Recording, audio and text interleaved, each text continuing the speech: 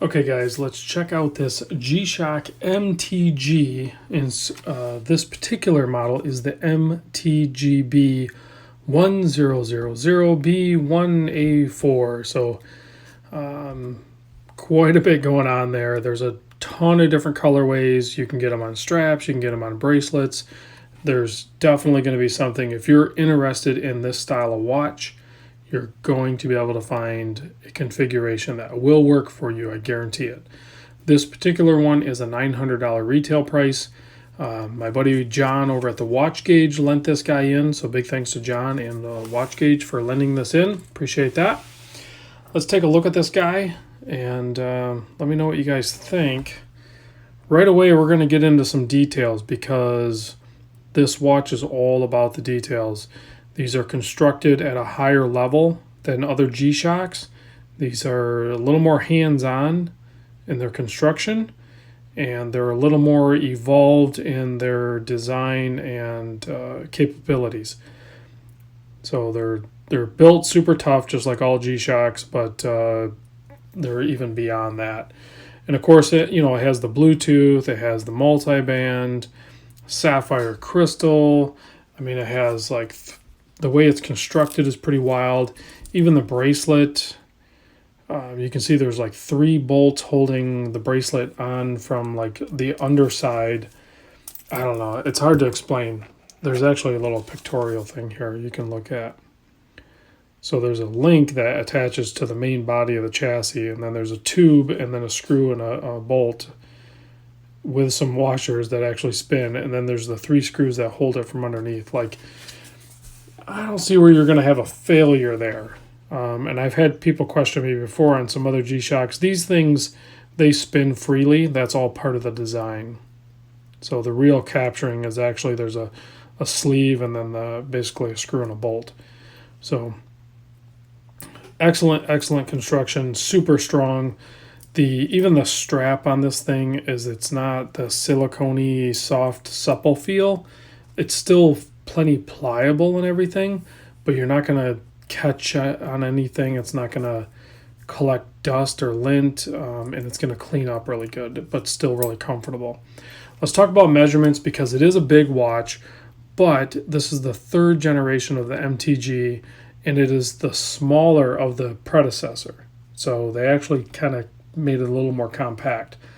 And we got a couple different ways to look at this thing. If we want to be fair, let's start out being fair and then we'll be real, okay? So the bezel, so just measuring from here to here, is only 44 millimeter. It is not, I mean, it's a big watch, but it's not a massive watch. There are certainly much larger G-Shocks out there. So, okay, so that's being way too easy on us. So let's be fair now. Let's measure it as I would measure any other watch, excluding the crown, okay? So if I measure from here to here, it's still only 45.7 millimeter, so just over 45.5 millimeter.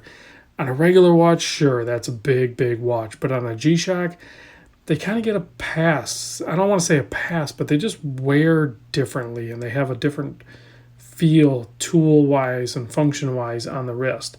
So it's okay that it's a little bit larger. Now, if we want to be like real about everything, like the extreme measurement from the furthest points on the width, you're talking it is 52.4 millimeter. So it is wide, but that's the extreme, and we never measure that. Even when we're talking about other watches, we almost never give that measurement. So I think that's unfair to pick on it like that. It's really more of like a 45.5 millimeter watch. The Lug To Lug is essentially, from this point to this point here, we're looking at about 54 millimeter, but you can tell again that it like instantly drops off. So again, it's okay maybe to have a little bit longer Lug To Lug if you're taking into consideration of wrist gap and contouring of the human wrist. So thickness is a 14.5 millimeter. Again, that is also really thick, but that's all part of the layered construction. They have resin, they have stainless steel, sapphire, and all kinds of goodies going on there to give it basically make it insanely tough. So Those are the measurements. You can see the construction on this thing is like very industrial and over the top, but also really finely finished, and tons of detail going on there with the red and the black. Some gray tones, some even on the hands and on the indices, you can kind of see, kind of get a little washout with the light. Sorry about that. You can see it's got some stripies on the hands, and that also follows through on the indices. There is some loom on all of those things as well, and you have a light inside. So, and I'll close the video with the light and the loom show. So you have your date over here. The easiest way to set these up is with the Bluetooth. You download the G-Shock Bluetooth app, and then you can set up everything, but you don't absolutely have to have that. You can function this thing without it. So, and you roll through the functions. I'm not super intimate with this, so bear with me. But if you hit the mode button, you can see the smaller subdial over here on where the 9 o'clock is. It basically went to ST. Let me zoom in. It went to ST, so that's stopwatch. So basically it's treated as like a chronograph. So I just started the stopwatch. So, and then the bottom at the 6 o'clock here will be your other register. So that's how the stopwatch works. You can reset it, boom, okay. And then you hit mode again, and then it jumps over to the TR. That is a basically a countdown timer. So this one gets a little trippy because then when you start it, it's actually starting a countdown timer. The seconds hand actually goes in reverse, and that is trippy. On top of that, the minute hand and hour hand is actually going to continue to keep actual time. So that's going to continue to move forward. So it's pretty trippy that it can do it. You can use, I don't know if you noticed, it just jumped forward on the minute hand. Meanwhile, you're counting backwards here. And then again, the 6 o'clock register will keep track of cumulative time. So again, you can stop that, reset it, and then you hit mode again, and then it goes into, you can kind of see over there, it's AL something. It's basically the alarm function. You can set your alarm there. I never use these as alarms. I know many people do. You'll have to read the manual. The manual is very informative and very thick. And it's pretty easy to read, really, because there's other languages and everything in there. So the next function, you click it, and you're going to be able to get your battery level. You can see it's trending more towards the high, and it only gives you that for a little bit, and then it jumps over, and now it's pointing towards Wednesday. You can see the W there. So that is today, Wednesday the 24th of July 2019. So what else is there? There's the receiving button here. You can hit that, and it's going to point towards N for no. So it did not receive the multiband signal. You can force that. If you hold that down for a few seconds, it's going to go over to the seconds hand indicates where everything's going on, but it'll go over to RC. You're going to want to put it somewhere. It's best to do it at night, but you're going to want to put it somewhere you can get a decent signal. It's going to try to receive the signal. It's going to take anywhere from like 2 to 10 minutes, but we're not going to mess around with that. So we can just go back into timekeeping function just by hitting the mode button. And then there's even more things it does too. So for example, you have a screw down crown here. And so like right now in timekeeping mode, you have the day of the week, you have the date, and then you have a 24-hour clock up there.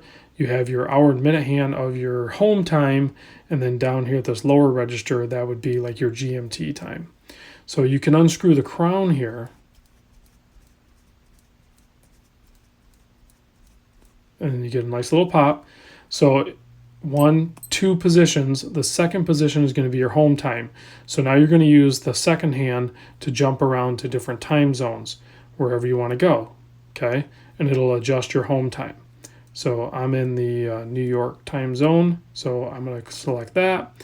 If you go 1 position in, that is your second GMT time zone down here, and I have it set for like Denver, so it's like 2 hours behind me. So, but if you wanted to go further back, you could go LAX, or what is that, Anchorage or something. You could keep going back, whatever you want to set that second time zone for. And again, there's more things. It goes on and on. There's a ton of different things this does. And then there's even more finicky options you can do in the Bluetooth app. So, but I carried on long enough. Let me give you a wrist shot. I was trying not to get too detailed on it because quite frankly, most of us don't use all this stuff. We kind of set it up and then just use it. but super killer watch. I'm impressed with it. I know I got a little more in depth with all that stuff, but you can see on my 7¼ wrist, I know it's a little close up and it probably looks big, but like I'm telling you, there's no hot spots. It feels great on wrist. It's easy to wear. It is comfortable. It's probably one watch that I would actually consider not doing a bracelet on. The bracelet's probably spectacular, but I actually like this strap. It's very heavy duty. You're not going to wear it out. It's comfortable, but you can tell it's going to clean up nice. It's not going to give you any problems with heat and humidity or anything like that. And it's just easier to adjust. So with a bigger watch, I like that adjustability. So I think we talked long enough on all that stuff. We went over 10 minutes. We did the wrist shot. Let's play around with some lume, because it does have lume. And it also has a night light. You can see the lume is actually pretty dang good. You know, there's no orientation as far as, you know, where your 12 o'clock is. There's no like real good indicator. But, you know, if you just, it's going to be on your wrist, so you're probably going to be able to figure it out. But there's also a light. So you can hit that bad boy and you can have that light up, and it lights up really good. So, and it's a solar watch and all that good stuff too. So, all right, guys, thanks for watching. Big thanks to John over at WatchGauge for lending this in. I appreciate it. And the MTG is definitely on my list. Might be this actual watch, or it might be a different colorway. I'm not really sure yet. But I'll see you guys on the next vid. Thanks.